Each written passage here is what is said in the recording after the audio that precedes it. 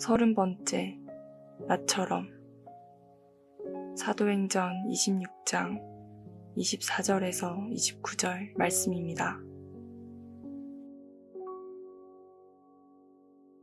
바울이 이같이 변명하매 베스도가 크게 소리내어 이르되, 바울아, 내가 미쳤도다. 내 많은 학문이 너를 미치게 한다 하니. 바울이 이르되, 베스도 각하여, 내가 미친 것이 아니요 참되고 온전한 말을 하나이다. 왕께서는 이 일을 아시기로 내가 왕께 담대히 말하노니 이 일에 하나라도 아시지 못함이 없는 줄 믿나이다. 이 일은 한쪽 구석에서 행한 것이 아니니이다. 아그리빠 왕이여, 선지자를 믿으시나이까? 믿으시는 줄 아나이다. 아그리빠가 바울에게 이르되, 내가 적은 말로 나를 권하여 그리스도인이 되게 하려 하는도다.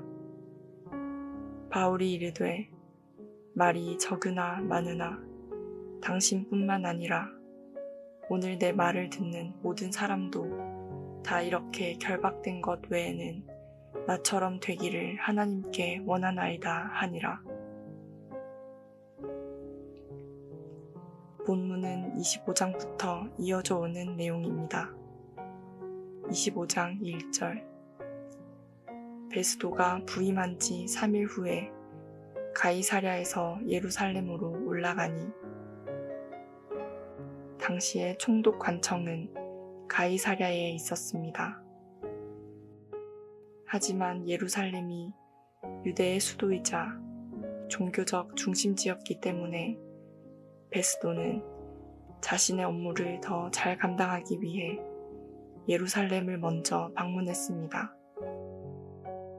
그때 대제사장들과 유대인 중 높은 사람들은 바울을 죽이기 원했습니다.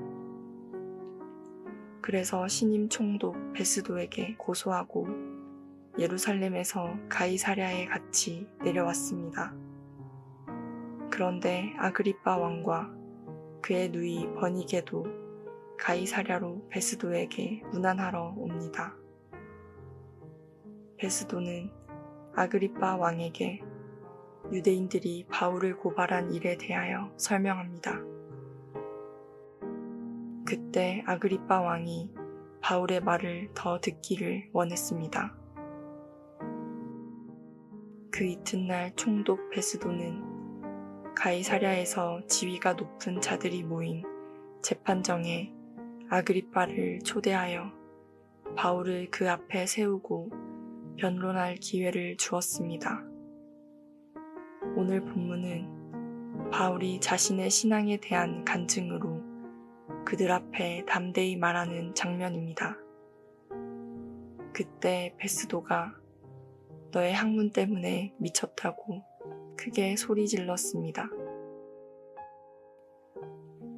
가이사랴에 부임한 지 얼마 안 된 베스도의 생각에는 바울이 별로 중요하지도 않은 일에 그토록 열심인 것은 같은 민족인 유대인들로부터 반감을 불러일으킨다고 생각했을지 모릅니다. 어쨌든 바울의 폭넓은 지식과 논리적이고 막힘이 없는 진술을 인정한 것입니다. 바울은 가말리엘의 문화에서 배운 대로 율법에 정통했습니다. 그 밖에 그리스 철학이나 당시의 최고 학문에 대해 폭넓은 지식을 가졌지만 이것이 바울을 미치게 한 것은 아닙니다. 단지 복음에 대한 확신과 소명에 대한 철저한 헌신 때문에 미친 자라는 소리까지 듣게 되었습니다. 바울은 그런 소리를 듣는 것에 분노하지 않았으며 오히려 하나님을 위하여 미친 자 되었음을 고백하였습니다. 고린도후서 5장 13절. 우리가 만일 미쳤어도 하나님을 위한 것이요 예수님께서도 살아생전에 미친 자라는 소리를 들으셨습니다.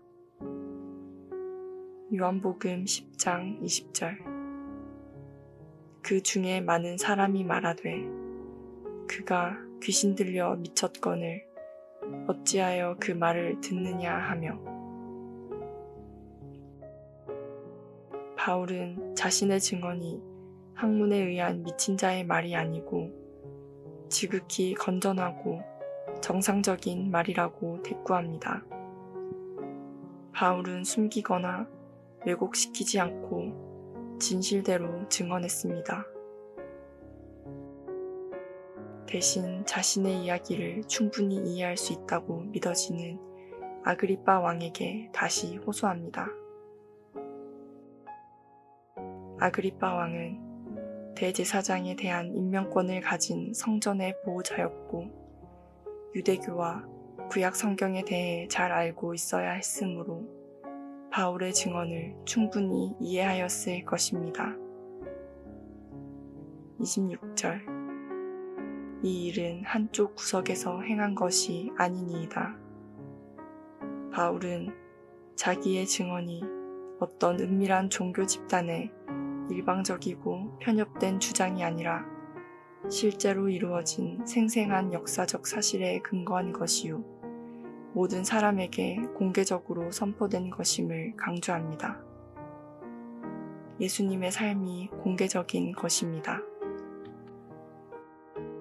누가복음 22장 53절. 내가 날마다 너희와 함께 성전에 있을 때에. 그분의 죽음 또한 여러 증인들에 의해 목격되었습니다. 누가복음 23장 35절. 백성은 서서 구경하는데 관리들은 비웃어 이르되 예수님의 부활과 제자들의 복음 선포도 공개적으로 행해졌습니다.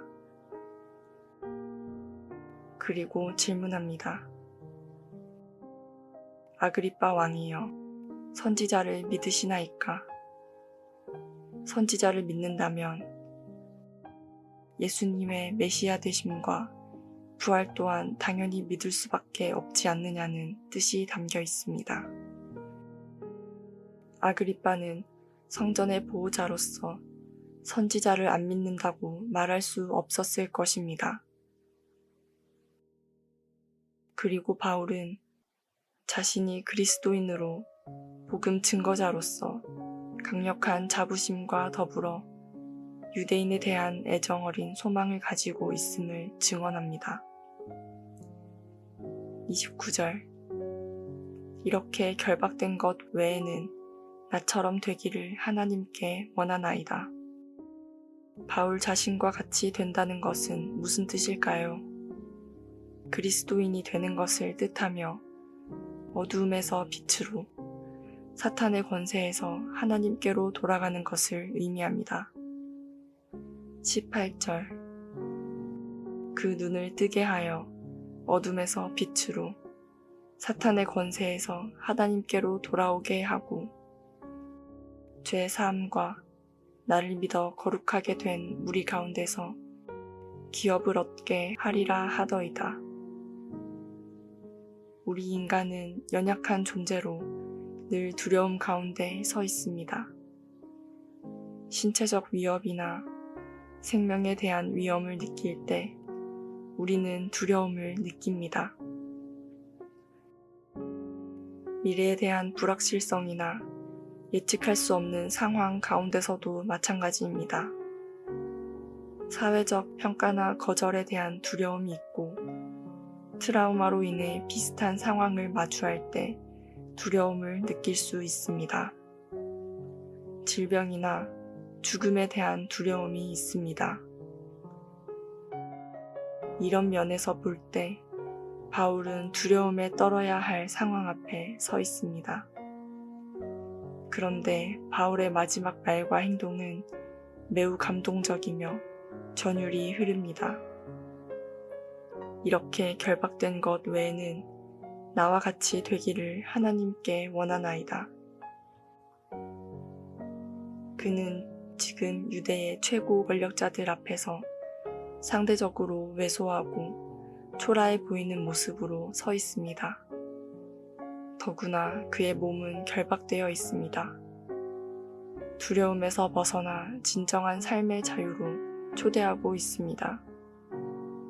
사슬 묶인 손을 들어 보이며 마지막 발을 맺을 때 그곳에 있던 네로라 하는 사람들은 아마 깊은 감명을 받았을 것입니다.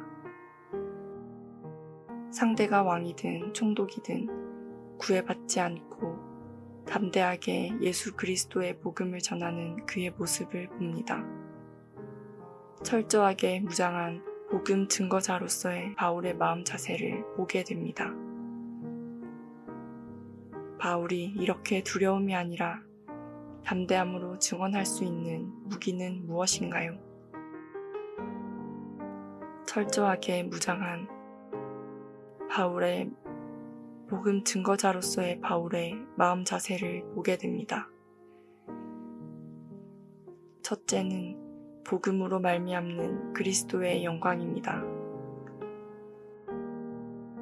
고린도후서 3장 12절 우리가 이 같은 소망이 있으므로 담대히 말하노니